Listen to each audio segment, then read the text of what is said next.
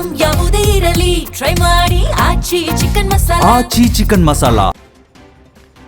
ಮಂಡ್ಯ ಜಿಲ್ಲೆಯ ಪಾಂಡವಪುರ ತಾಲೂಕಿನ ಡಿಂಕಾ ಗ್ರಾಮದಲ್ಲಿ ಐವರ ಗುಂಪೊಂದು ಓರ್ವ ವ್ಯಕ್ತಿಗೆ ಮನಸೋ ಇಚ್ಛೆ ಮಾರಣಾಂತಿಕವಾಗಿ ಹಲ್ಲೆ ಮಾಡಿರುವಂತಹ ಘಟನೆ ನಡೆದಿದೆ. ಹುಡುಗಿ ವಿಚಾರವಾಗಿ ಹಲ್ಲೆ ಮಾಡಿದ್ದಾರೆ ಎನ್ನಲಾಗ್ತಾ ಇದೆ. ಕೈ ಮುಗಿದು ತಪ್ಪಾಯಿತು ಅಂತ ಹೇಳಿ ಬೇಡ್ಕೊಂಡ್ರು. ಕಾಲಿನ ಮೇಲೆ ಸೈಜುಗಲ್ಲಿನಿಂದ ಭೀಕರವಾಗಿ ಹಲ್ಲೆ ಮಾಡಿದಂತಹ ಕಿರಾತಕರು ವ್ಯಕ್ತಿಯ ಕಾಲನ್ನು ಮುರಿದಿದ್ದಾರೆ. ಇನ್ನು ಹಲ್ಲೆ ಮಾಡಿರೋದನ್ನ ವಿಡಿಯೋ ಕೂಡ ಮಾಡಿದ್ದಾರೆ. ಇದೀಗ ಪಾಂಡವಪುರ ಠಾಣೆಯಲ್ಲಿ 14 ಆರೋಪಿಗಳ ವಿರುದ್ಧ ಎಫ್ಐಆರ್ ದಾಖಲಾಗಿದೆ.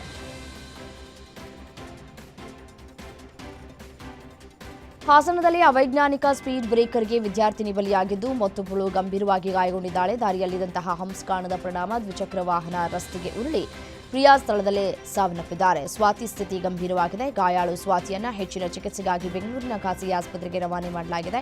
ಅವೈಜ್ಞಾನಿಕ ಹಂಪ್ಗಳ ಬಗ್ಗೆ ಜನರು ಆಕ್ರೋಶವನ್ನು ವ್ಯಕ್ತಪಡಿಸಿದ್ದು ಅಧಿಕಾರಿಗಳ ನಿರ್ಲಕ್ಷ್ಯಕ್ಕೆ ಅಮಾಯಕರ ಪ್ರಾಣ ಹೋಗ್ತಾ ಇದೆ ಅಂತ ಹೇಳಿ ಆರೋಪಿಸಿದ್ದಾರೆ. ಶಿವಮೊಗ್ಗ ಜಿಲ್ಲೆಯ ಊರಗಡೂರು ಗ್ರಾಮದಲ್ಲಿ ಎಸ್ಎಸ್ಎಲ್ಸಿ ಓದ್ತಾ ಇದ್ದಂತಹ ಬಾಲಕನನ್ನು ಭೀಕರವಾಗಿ ಹತ್ಯೆ ಮಾಡಲಾಗಿದೆ. ಅನ್ಯ ಕೋಮಿಗೆ ಸೇರಿದ 3 ರಿಂದ 4 ಜನ ಬಾಲಕರು ವಿದ್ಯಾರ್ಥಿಯನ್ನ ಹತ್ಯೆ ಮಾಡಿದ್ದಾರೆ. ಊರಗಡೂರಿನ ಸರ್ಕಾರಿ ಪ್ರೌಢಶಾಲೆಯಲ್ಲಿ ಎಸ್ಎಸ್ಎಲ್ಸಿ ಓದ್ತಾ ಇದ್ದಂತಹ ಬಾಲಕನ ಮೇಲೆ ಅನ್ಯ ಕೋಮಿನ ಬಾಲಕರು ಹಲ್ಲೆ ನಡೆಸಿದ್ದಾರೆ. ಬಾಲಕನನ್ನು ಆಸ್ಪತ್ರೆಗೆ ಸೇರಿಸಿದ್ರೂ ಚಿಕಿತ್ಸೆ ಫಲಕಾರಿಯಾಗದೆ ಸಾವನ್ನಪ್ಪಿದ್ದಾರೆ.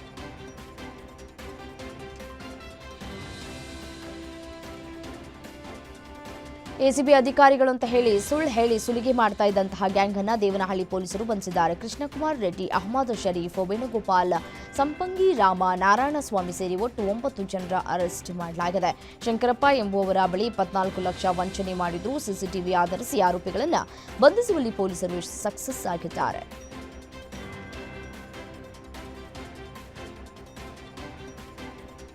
ಹಾಸನ ತಾಲೂಕಿನ ಗೊರೂರು ಗ್ರಾಮದ ವಾಲಿಬಾಲ್ ಮೈದಾನದಲ್ಲಿ ಪುಂಡರ ಹಾವಳಿ ಹೆಚ್ಚಾಗಿದೆ. ಆಟದ ಮೈದಾನದಲ್ಲಿ ಬಿಯರ್ ಬಾಟಲ್ ಛಿದ್ರಗೊಳಿಸಿ ವಿಕೃತಿ ಮೆರೆದಿದ್ದಾರೆ. ಇಬ್ಬರು ಯುವಕರು ನಡೆಸಿದ ದುಷ್ಕೃತ್ಯದ ವಿಡಿಯೋ ವೈರಲ್ ಆಗಿದೆ.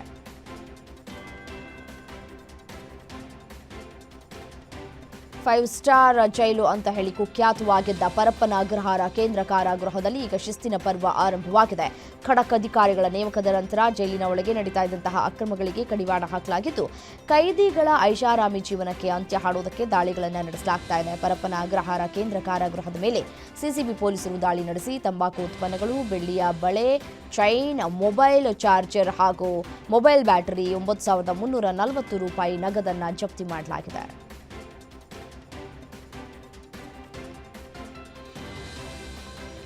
ಉತ್ತರ ಕನ್ನಡ ಜಿಲ್ಲೆಯ ಕಾರವಾರ ತಾಲೂಕಿನ ಕಠಿಣಕೋಣ ಗ್ರಾಮದಲ್ಲಿ ಒಂದೇ ಕಡೆ 6 ಬೃಹತ್ ಗಾತ್ರದ ಹೆಬ್ಬಾವುಗಳು ಪತ್ತೆಯಾಗಿದ್ದು ಗ್ರಾಮಸ್ಥರಲ್ಲಿ ಆತಂಕ ಮೂಡಿಸಿದೆ.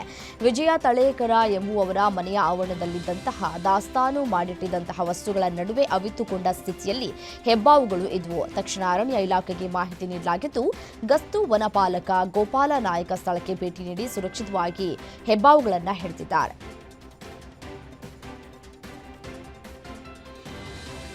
ಕಲಬುರಗಿಯ ಶ್ರೀ ಶರಣ ಬಸವೇಶ್ವರ ಕೆರೆ ಉದ್ಯಾನವನ ಆವರಣದಲ್ಲಿ 2 ದಿನಗಳ ಕಾಲ ಆಯೋಜಿಸಲಾದ ಫಲಪುಷ್ಪ ಪ್ರದರ್ಶನ ಮೇಳವು ವಿಜೃಂಭಣೆಯಿಂದ ನಡೆಯಿತು. ಮೇಳದಲ್ಲಿ ಸುಮಾರು 1.5 ಲಕ್ಷ ಹೂವುಗಳಿಂದ ಅಲಂಕರಿಸಿದ ಭಾರತೀಯ ಸಂವಿಧಾನದ ಪ್ರತಿಕೃತಿ ಗಮನ ಸೆಳೆಯಿತು. ಈ ವೈವಿಧ್ಯಮಯ ಕಲಾಕೃತಿಗಳು, ಹೂವಿನ ಅಲಂಕಾರಗಳು ಕಲಾಪ್ರೇಮಿಗಳ ಕಣ್ಮನ ಸೆಳೆಯುವಲ್ಲಿ ಯಶಸ್ವಿಯಾಗಿದ್ದು ಸಾವಿರಾರು ಮಂದಿ ಮೇಳವನ್ನು ವೀಕ್ಷಿಸಿ ಸಂತಸವನ್ನು ವ್ಯಕ್ತಪಡಿಸಿದರು. ಜಾರ್ಖಂಡ್ನ ರಾಂಚಿಯ ಛತ್ರಾ ಜಿಲ್ಲೆಯಲ್ಲಿ ಏರ್ ಆಂಬ್ಯುಲೆನ್ಸ್ ಪತನಗೊಂಡು 7 ಜನ ಮೃತಪಟ್ಟಿದ್ದಾರೆ. ರಾಂಚಿಯಿಂದ ದೆಹಲಿಯತ್ತ 7 ಜನರನ್ನ ಹೊತ್ತೊಯ್ತಾ ಇದ್ದಂತಹ ವಿಮಾನ ಟೇಕ್ ಆಫ್ ಆದ ಕೆಲವೇ ನಿಮಿಷಗಳಲ್ಲಿ ರೆಡಾರ್ ಸಂಪರ್ಕ ಕಡಿತಗೊಂಡು ಪತನವಾಗಿತ್ತು. ಸಂಜೆ 7:34ಕ್ಕೆ ಎಟಿಸಿಯಿಂದ ಸಂಪರ್ಕ ಕಡಿತಗೊಂಡಿದೆ. ಪೈಲಟ್ ಸೇರಿ ವಿಮಾನದಲ್ಲಿದ್ದಂತಹ 7 ಮಂದಿ ಸಾವನ್ನಪ್ಪಿದ್ದಾರೆ. ವಿಮಾನದಲ್ಲಿ ರೋಗಿ, ವೈದ್ಯರು, ನರ್ಸ್ ಇದ್ರು ಅಂತ ಹೇಳಿ ತಿಳಿದು ಬಂದಿದೆ.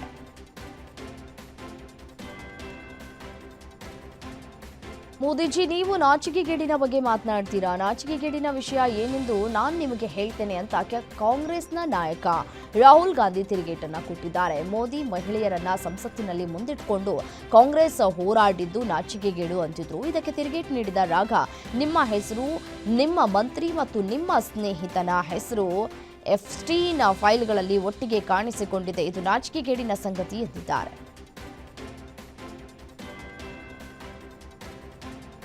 ಕಾಂಗ್ರೆಸ್ ಪಕ್ಷದ ಹಿರಿಯ ನಾಯಕ ಮಣಿಶಂಕರ್ ಅಯ್ಯರ್ ಕಾಂಗ್ರೆಸ್ ಹೈಕಮಾಂಡ್ ಪಾಲಿಗೆ ಬಿಸಿ ತುಪ್ಪವಾಗಿದ್ದಾರೆ. ತಮ್ಮದೇ ಪಕ್ಷದ ವಿರುದ್ಧ ವಾಗ್ದಾಳಿ ನಡೆಸಿರುವಂತಹ ಮಣಿಶಂಕರ್ ಅಯ್ಯರ್ ರಾಹುಲ್ ಗಾಂಧಿ ಇಂಡಿಯಾ ಬ್ಲಾಕ್ ನಾಯಕ ಸ್ಥಾನದಿಂದ ಕೆಳಗಿಳಿಬೇಕು ಅಂತ ಒತ್ತಾಯಿಸಿದ್ದಾರೆ. ಕಾಂಗ್ರೆಸ್ ಹಿರಿಯ ನಾಯಕ ಮಣಿಶಂಕರ್ ಅಯ್ಯರ್ ರಾಹುಲ್ ಗಾಂಧಿ ಅವರ ನಾಯಕತ್ವವನ್ನು ಪ್ರಶ್ನಿಸಿದ್ದು, ಕಾಂಗ್ರೆಸ್ ನೇತೃತ್ವದ ಇಂಡಿಯಾ ಬ್ಲಾಕ್ನ ನಾಯಕ ಸ್ಥಾನದಿಂದ ಕೆಳಗಿಳಿಯುವಂತೆ ಒತ್ತಾಯಿಸಿದ್ದಾರೆ. ಮಕ್ಕಳ ಮೇಲಿನ ಲೈಂಗಿಕ ದೌರ್ಜನ್ಯಕ್ಕಾಗಿ ಶಂಕರಾಚಾರ್ಯ ಸ್ವಾಮಿ ಅವಿಮುಕ್ತೇಶ್ವರಾನಂದ ವಿರುದ್ಧ ಎಫ್ಐಆರ್ ಅನ್ನು ದಾಖಲು ಮಾಡಿದ್ದಾರೆ.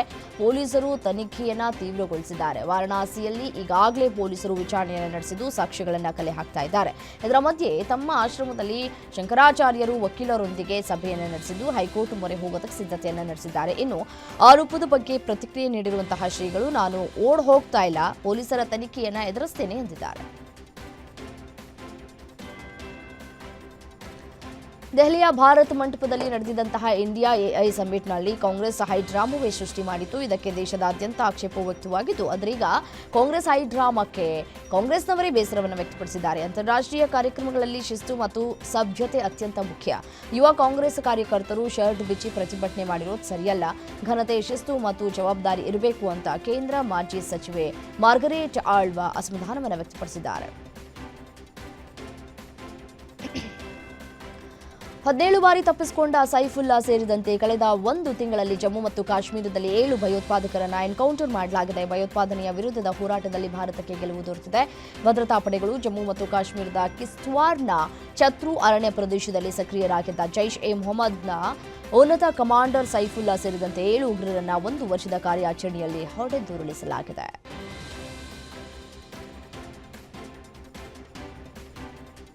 ಕೆಂಪುಕೋಟೆ ದೆಹಲಿ ಸಚಿವಾಲಯ ಹಾಗೂ ದೆಹಲಿ ವಿಧಾನಸಭೆಯಲ್ಲಿ ಬಾಂಬ್ ಇಡುವುದಾಗಿ ಖಲಿಸ್ತಾನಿ ಉಗ್ರರು ಬೆದರಿಕೆಯನ್ನ ಹಾಕಿದ್ದಾರೆ. ಇಮೇಲ್ ಮೂಲಕ ಬೆದರಿಕೆ ಸಂದೇಶ ಬಂದಿದೆ. ದೆಹಲಿ ಪೊಲೀಸರು ಕೂಡಲೇ ಪ್ರತಿಕ್ರಿಯಿಸಿದ್ದು, ಸಚಿವಾಲಯದಲ್ಲಿ ಸಂಪೂರ್ಣ ಶೋಧ ಕಾರ್ಯಾಚರಣೆ ಮುಂದುವರೆದಿದೆ. ಈ ಇಮೇಲ್ ಖಲಿಸ್ತಾನಿ ಗುಂಪಿನ ಹೆಸರಿನಲ್ಲಿ ಬಂದಿದೆ ಅಂತ ವರದಿಯಾಗಿದೆ. ನಿಮ್ಮೂರಿನಿಂದ ವಿಶ್ವ ಮಟ್ಟದವರೆಗೆ ರಾಜಕೀಯ, ಸಿನಿಮಾ, ಸ್ಪೋರ್ಟ್ಸ್ ಯಾವ ಸುದ್ದಿಯೂ ಮಿಸ್ ಆಗಲ್ಲ. ಬರೀ ಸುದ್ದಿಯಷ್ಟೇ ಅಲ್ಲ, ಜೊತೆಯಲ್ಲೇ ಇರುತ್ತೆ ವಿಶ್ಲೇಷಣೆ. ಗ್ಯಾರಂಟಿ ನ್ಯೂಸ್ನ ಸಬ್ಸ್ಕ್ರೈಬ್ ಮಾಡಿ, ಫಾಲೋ ಮಾಡಿ, ಕ್ಷಣ ಕ್ಷಣದ ಅಪ್ಡೇಟ್ಸ್ ಪಡೆಯಿರಿ.